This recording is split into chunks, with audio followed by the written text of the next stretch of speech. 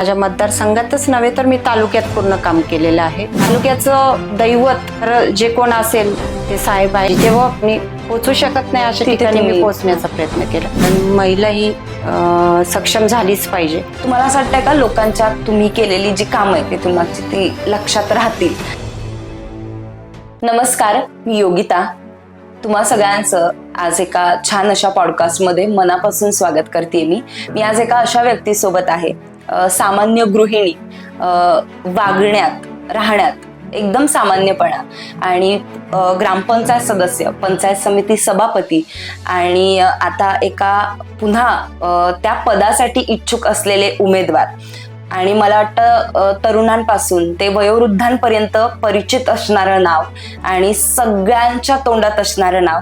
हो, मी बोलतीये सौ उषाताई रमेश शेठ कानडे यांच्याबद्दल. ताई माझ्यासोबत आहेत. ताई, खूप खूप स्वागत आहे तुमचं पॉडकास्टमध्ये. तर आपण सुरुवात करणारच आहोत.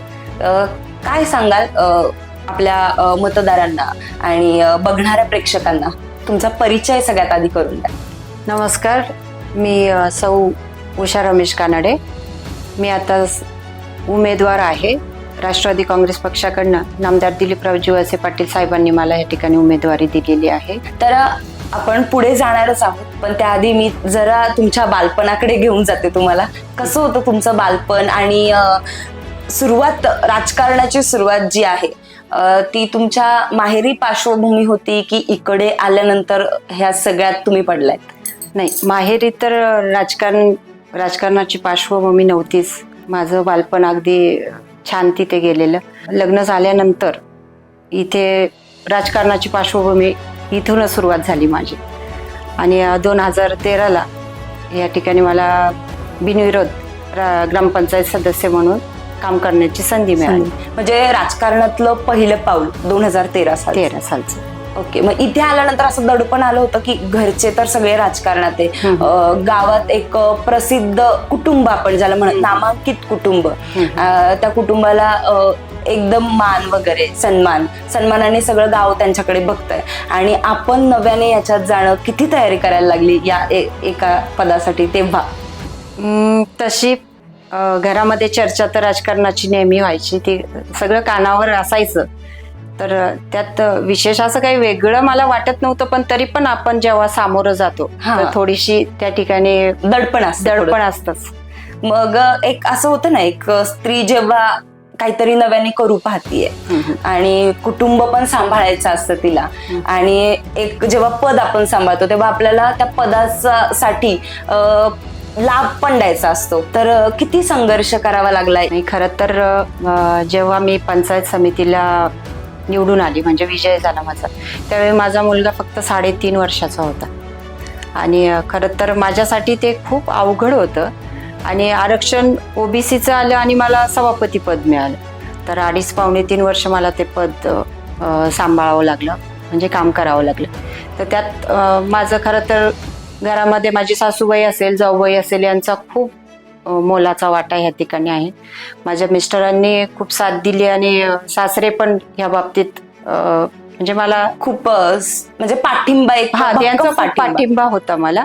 आणि मुलाचा विषय तर त्या दोघींनी त्याला खूप छान सांभाळलं, त्यामुळे मला काळजीच नव्हती घरची, त्यामुळे मी हे सगळं करू शकले.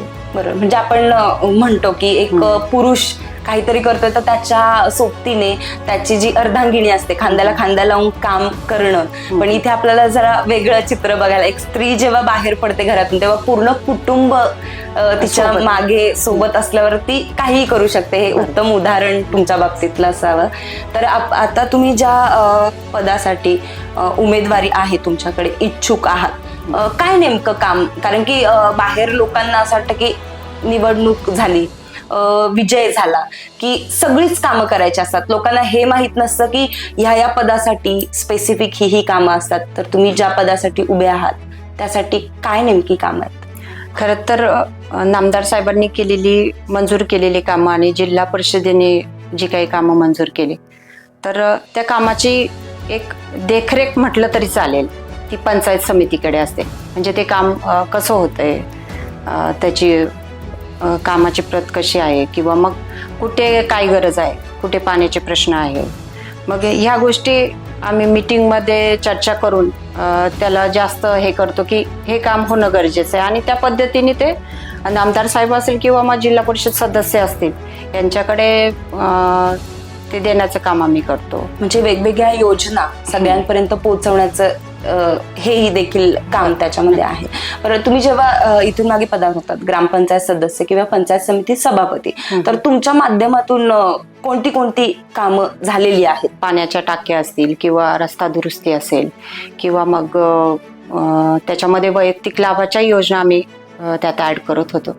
म्हणजे किंवा अपंगांसाठी म्हणजे असा निधी राखीव असतो प्रत्येकासाठी, महिला बाल कल्याणासाठी असेल किंवा मग अपंगांसाठी असेल, समाज कल्याणासाठी असेल, तो सगळा कट करून मग जो निधी शिल्लक राहतो त्यातनं मग थोडंफार वाटप आम्हाला त्या ठिकाणी होतं.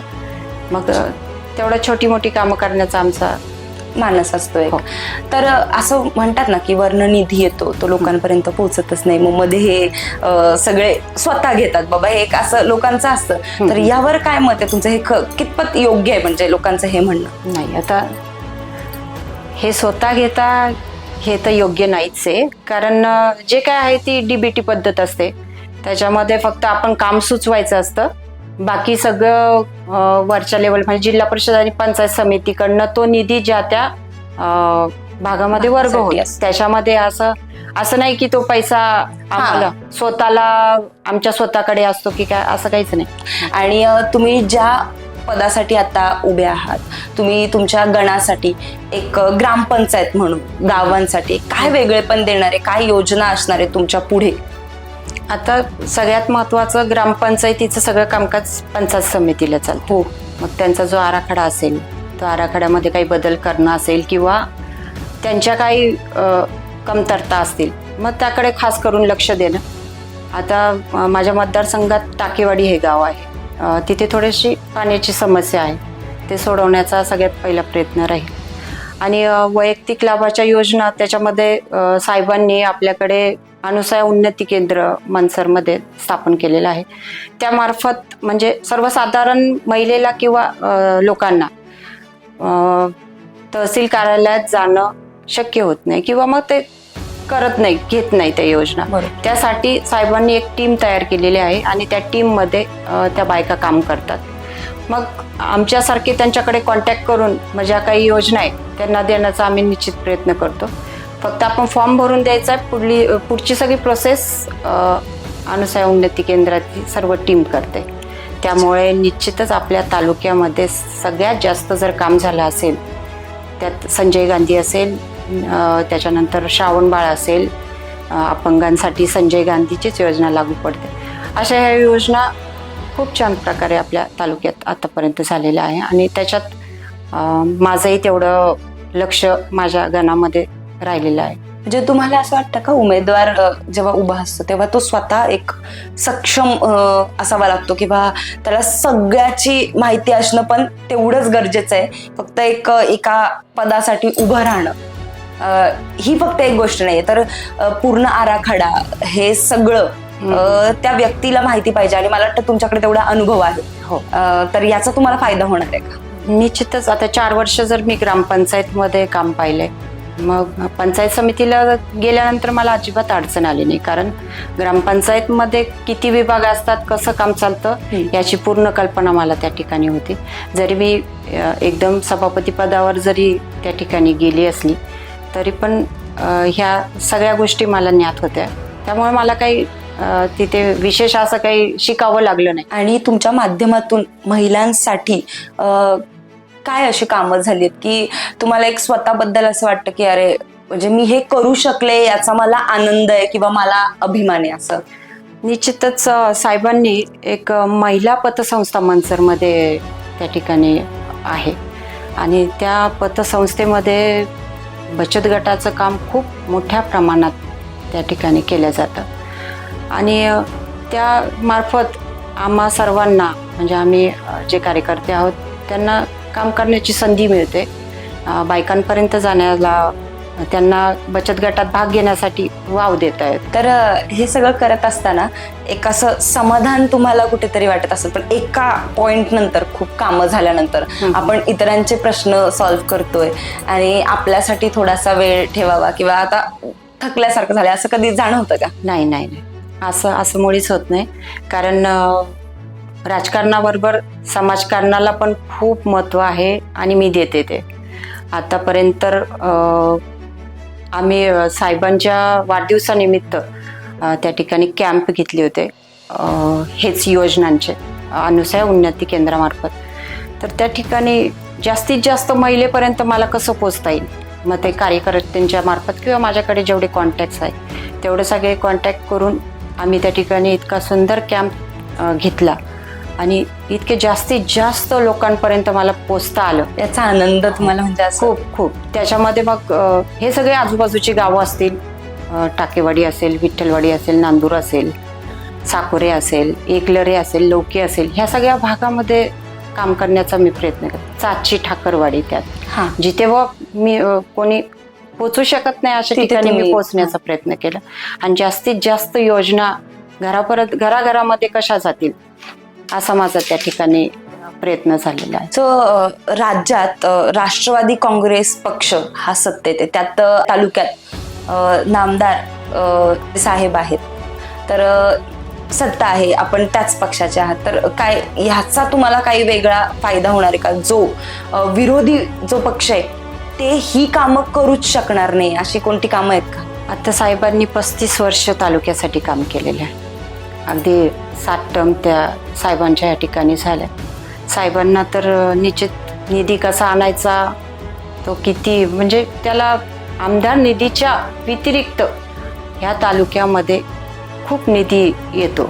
आता आमच्याच गावामध्ये जवळजवळ 12-13 कोटीची कामं झालेली आहेत. असे प्रत्येक गावामध्ये तो निधी आणला जातो आणि मला असं वाटतं की रस्ते तर होतात, पुन्हा खराब होतात, ती गोष्ट वेगळी आहे, पण पाण्याच्या असतील ज्या मूलभूत गरजा आहे, मग तिथे सोलर लाईट असतील किंवा मग पाण्याचे काही प्रश्न असतील, हे सगळे प्रश्न सोडवण्याचं काम साहेबांनी ह्या 35 वर्षात इतकं छान केलंय की म्हणजे तालुक्याचं दैवत खरं जे कोण असेल ते साहेब आहे आणि ही पूर्ण कल्पना ह्या तालुक्यातील जनतेला आहे. पण जे काही कोण करू शकतं हे साहेबच करू शकतात हे जनतेला पूर्ण माहीत आहे.